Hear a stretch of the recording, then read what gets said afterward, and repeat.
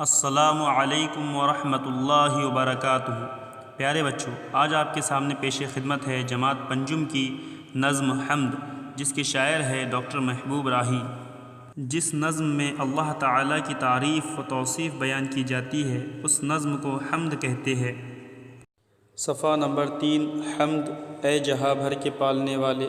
شاعر ڈاکٹر محبوب راہی۔ ڈاکٹر محبوب راہی اردو کے مشہور شاعر ہے۔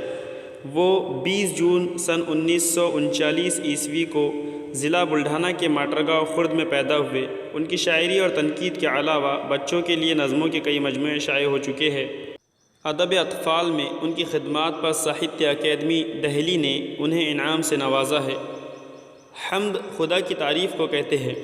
شاعر نے اس نظم میں خدا کی بے شمار نعمتوں کا ذکر کیا ہے۔ آئیے ترنم میں نظم کو پڑھتے ہیں۔ اے جہاں بھر کے پالنے والے، جان مٹی میں ڈالنے والے، یہ زمین آسمان تیرے ہے، یعنی دونوں جہان تیرے ہے۔ تو نگہباں ہے پاس با تو ہے، اے خدا سب پہ مہرباں تو ہے۔ سب کے ہونٹوں پہ نام ہے تیرا، تذکرہ صبح شام ہے تیرا۔ پھول صحرا میں تو کھلاتا ہے، مارتا ہے تو ہی جلاتا ہے۔ یہ ہوا تیرے دم سے چلتی ہے، حکم سے تیرے رت بدلتی ہے۔ خالق بحر و بر ہے تو یا رب، مالک خشک و تر ہے تو یا رب۔ سب کو حاصل ہے نعمت تیری، عام ہیں سب پہ رحمت تیری۔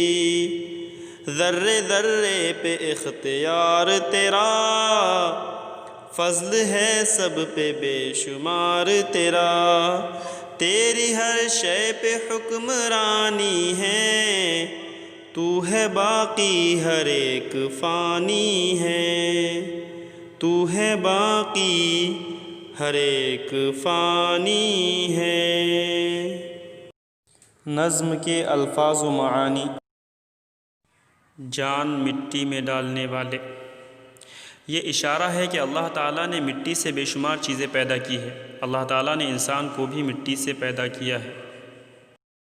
نگہبان یعنی حفاظت کرنے والا، پاسبان یعنی دیکھ بھال کرنے والا، صحرا یعنی ریگستان، تذکرہ یعنی ذکر، رت یعنی موسم، جلانا یعنی زندگی دینا، حکمرانی یعنی حکومت، تیرے دم سے یعنی تیری وجہ سے، خالق بحر و بر یعنی پوری کائنات کو پیدا کرنے والا، مالک خشک و تر یعنی ہر چیز کا مالک، باقی یعنی ہمیشہ رہنے والا، فانی فنا ہونے والا، ختم ہو جانے والا۔